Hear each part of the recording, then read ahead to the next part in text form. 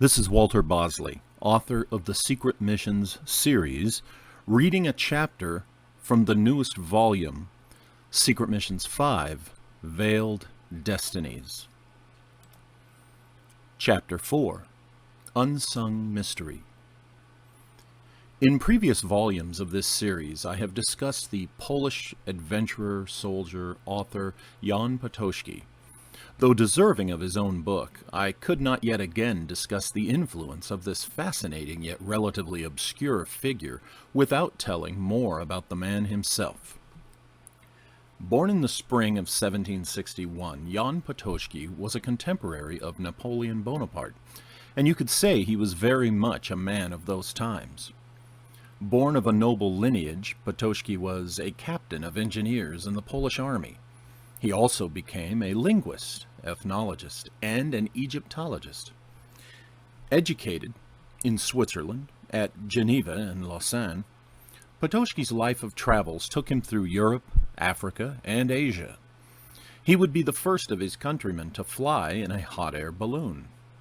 Intrigued with secret societies, Potocki would experience service at sea as a novice for the Knights of Malta, fighting Berber pirates. Having spent time in France, he was fluent in French and wrote in the language. Potocki would start his own publishing firm and was one of the original travel writers, his wealth taking him across the Mediterranean, through the Balkans, and into Russia, Turkey, Egypt, Morocco, and even Mongolia, among several corners of the world. Potocki's single lasting contribution to history so far has been a work of esoteric fiction that has fascinated scholars and esoteric literature enthusiasts for over 200 years, titled The Manuscript Found in Saragossa. Commenced in the late 18th century, the novel was completed in the early 19th century. It was written in French and told through a structure of stories within a story, similar to the Arabian Nights. The tale begins during the so-called Napoleonic Wars, but covers events which take place in prior decades. The main plot concerns a Walloon officer making his way through Spain when he encounters assorted characters who put him through a mystical ordeal nestled between narrative episodes of a gypsy king, ultimately leading to a revelation about his personal destiny. Gothic themes, Kabbalistic intrigues, secret society shenanigans, and supernatural Orientalism make for a fascinating journey for the reader, if you can keep track of all the intertwined threads. First published in 1805, a complete text was not available until 1989, and the English translation wasn't properly accomplished until the 1990s. It is not my intention to provide an in-depth analysis of the structure of Potocki's manuscript, found in Saragossa, for it is the themes and illusions which are most important to the focus of this book.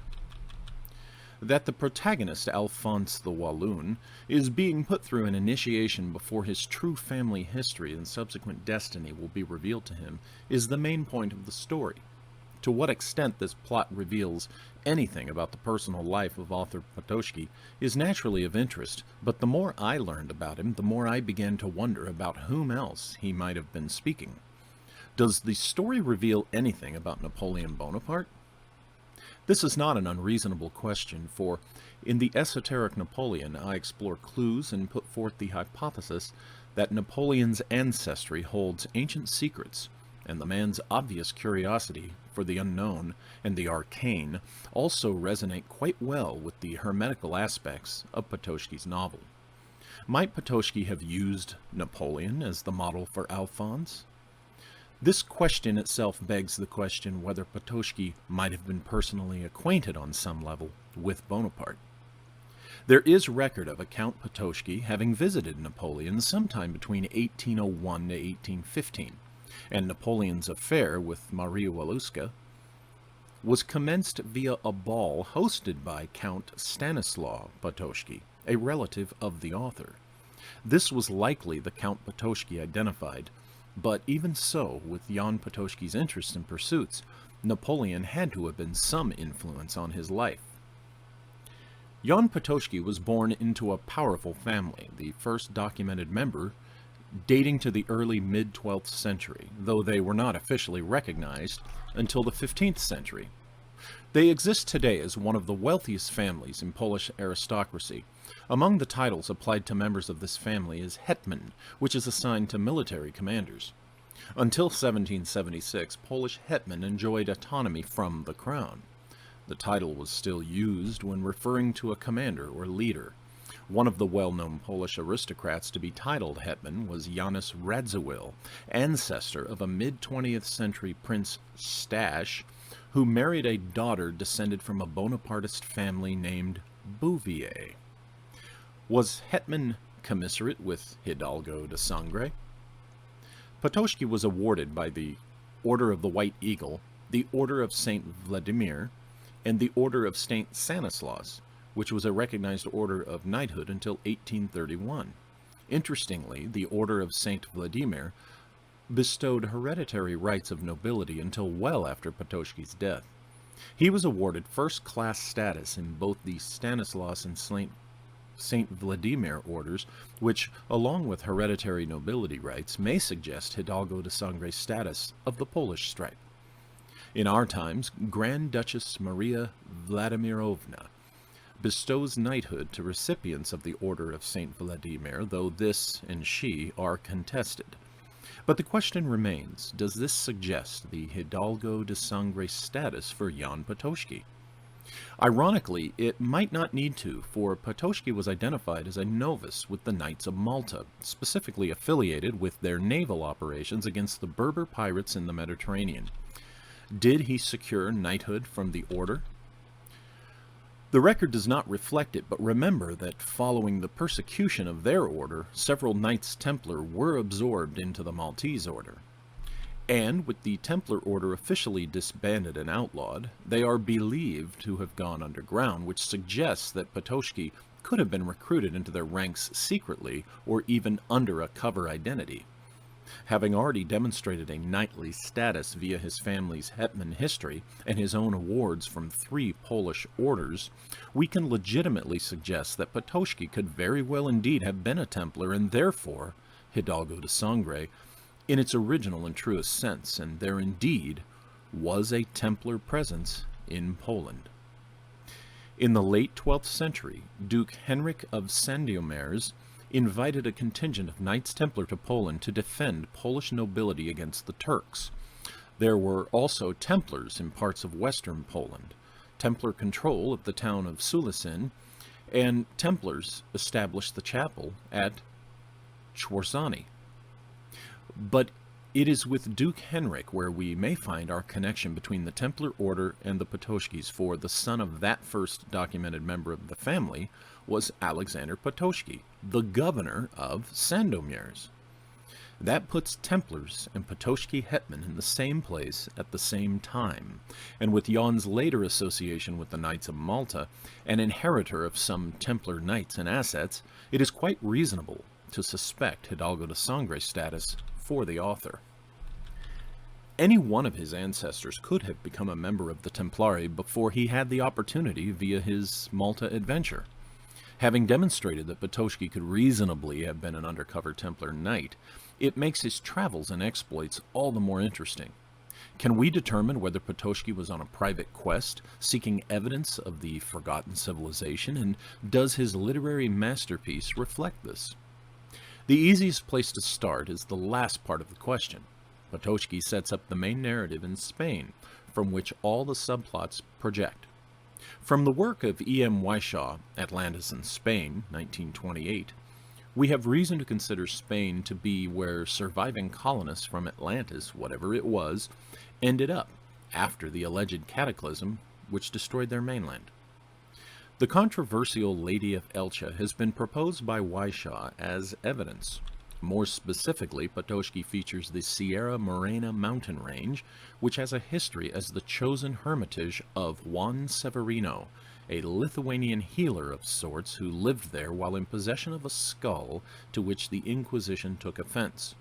This mountain range is also associated with a legend of a giant snake, which could suggest late survival of prehistoric species, but it's the mining history of the Sierra Morena which most suggests the presence of the forgotten civilization.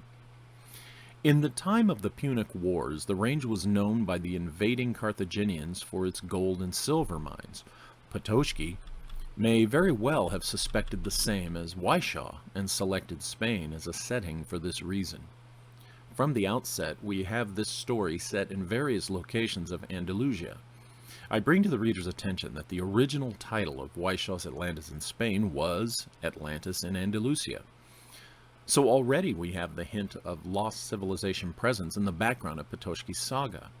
Very old gold mines are also an important part of the story, which further reflects upon the forgotten civilization idea.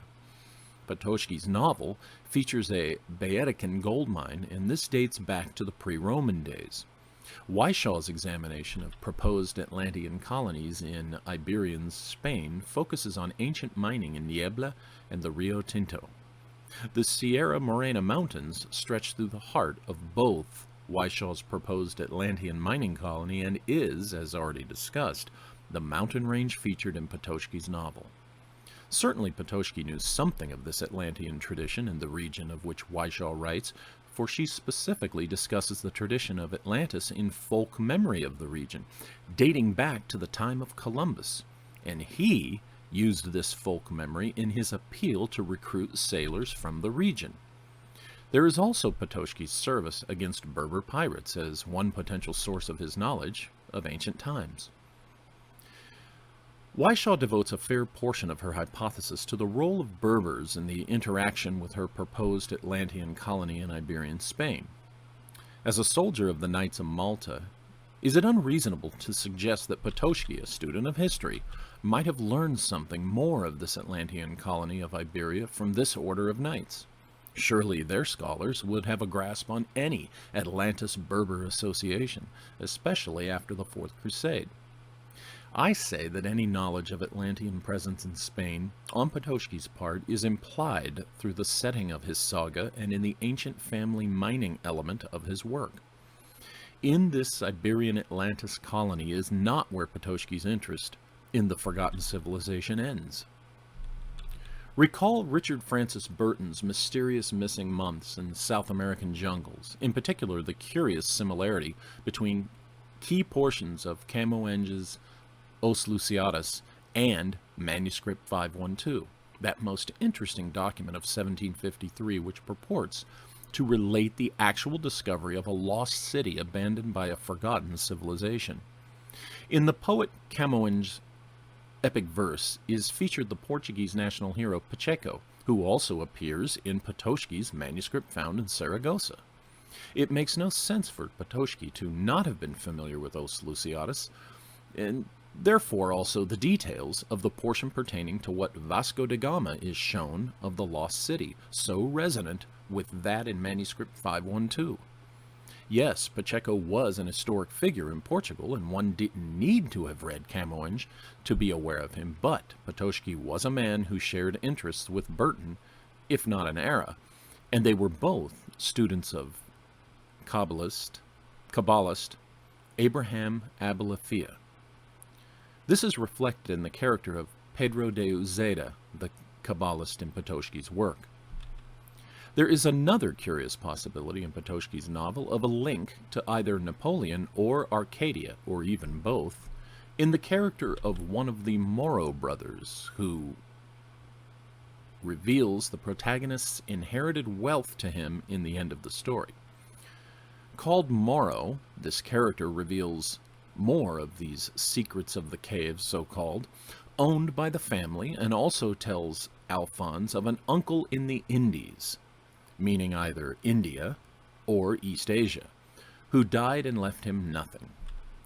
It could have nothing to do with Bonaparte. But at the same time Moro tells Alphonse this information, he also reveals that Alphonse has inherited a treasure of wealth and advises him to spread investments between Belgium, Spain, and America. With the subject of secret caves and wealth in America discussed in the same scene, might we be looking at a clue about a hidden treasure in the New World? Might Potocki's use of Indies have been a clever ruse, actually meaning the West Indies? There's also the naming of the character Moro. In the Esoteric Napoleon, we learned that one of Charles Bonaparte's ancestors was Francesco Bonaparte of the late 15th and early 16th centuries. This Francesco was condottiere, a mounted soldier or mercenary knight. He was married into the Casa di San Giorgio family, who owned the bank which financed Christopher Columbus. I suggested in the Esoteric Napoleon volume that Francesco could even have sailed with Columbus on the alleged secret 1485 voyage to the New World. It so happens that his nickname was Il Moro. In the Napoleon volume, I also proposed that Francesco, Il Moro, or the Dark One, as it means, may have earned his moniker from being a Moor or even an Iberian by blood. This requires us to consider that Il Moro could just as easily have come from Il Mare, suggesting an ancestry from Mauritania, source of many ancient immigrants from North Africa into Iberian Spain. If this is the case, then Francesco may have been an heir to a family treasure in Spain dating back to ancient times, or even gold mines. Moro, of Potocki's novel, could be a somewhat veiled Il Moro, thus connecting the Bonapartes to a hidden treasure. And if the Bonapartes were connected to a hidden treasure, then we must consider what Napoleon's access or rights to that treasure might have been. Add Moro's instruction for Alphonse to put the money in 3 places, one being America. This could be a veiled reference to some Bonaparte family treasure having been invested, so to speak, in America when Francesco, aka Il Moro, traveled there with Columbus in 1485, if that voyage indeed happened. Was the secret 1802 expedition to the Louisiana Territory, which Napoleon ordered, actually an attempt to locate something hidden, or subsequently found, in America by Francesco Bonaparte in 1485? There is the serious possibility, discussed in the Esoteric Napoleon, that Letizia Ramolino's dowry could easily have included ancient documents complementing charts and maps which Charles Bonaparte inherited from his family. Napoleon's keen fascination with America could have been supported by such maps and documents if they were to allege to have led one to ancestral treasure or gold mines there. Since Napoleon turned around the next year and practically gave the Louisiana Territory to the United States for an unexpectedly low sum, are we to wonder if Napoleon's secret expedition of 1802 found the hidden inheritance? Moro instructing Alphonse to place the money in America isn't the only clue we have in the Potocki novel, for the suggestions of Brabant and Spain are equally loaded. Spain is easy, as the manuscript found in Saragossa is set in Spain, and we get plenty of allusions as to why. Now, add the possibility that Charles Bonaparte's ancestor Francesco, aka Il Moro, may have had Iberian blood. And don't forget about Joseph Bonaparte being made the king of Spain by his brother. Who knows what of Francesco's family secrets Joseph may have learned while on that throne? It is in Moro's instruction for Alphonse to place some of his inheritance in the Brabant province of Belgium where we find a very intriguing implication. Brabant, specifically the town of Genappe, ends up being Napoleon's headquarters during Waterloo. Of course, Potocki could not have known that when he wrote his novel, because Manuscript Found in Saragossa was finished in 1814, the year before the fateful battle. Is there anything else about this particular spot in Brabant indicating any other contextual interest here? There certainly is. Genappe is the birthplace of Godfrey de Bouillon, a founding member of the Knights Templar. The Napoleonic implications of this choice by the Emperor General are to be discussed in the second volume of the Esoteric Napoleon. For purposes here, we have a clear reference to the Knights Templar by Moro to Alphonse in Potocki's novel. When you put them together, what might we get? Brabant, or Genappe, plus Spain plus America might very well be saying Knights Templar plus Spain plus America, and that suggests the secret of Christopher Columbus having been a Templar, as now suspected. I think this suspected status had everything to do with Columbus's role in revealing the New World of America, and is a veiled revelation made by Jan Potocki in 1814, almost 200 years before it has become popular to suspect Columbus of being a member of the then outlawed Templar Order. We could stop right here as far as Potocki is concerned.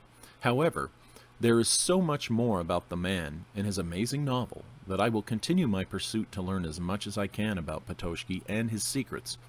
Since I think it would be best served with its own dedicated volume, I will save it for that. But I will leave you with something to whet your appetite.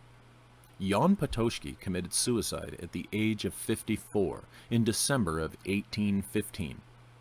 He shot himself with a homemade silver bullet. He believed that he was becoming a werewolf. That was a chapter from my new book, Secret Missions 5, Veiled Destinies, which is available print on demand only at lulu.com.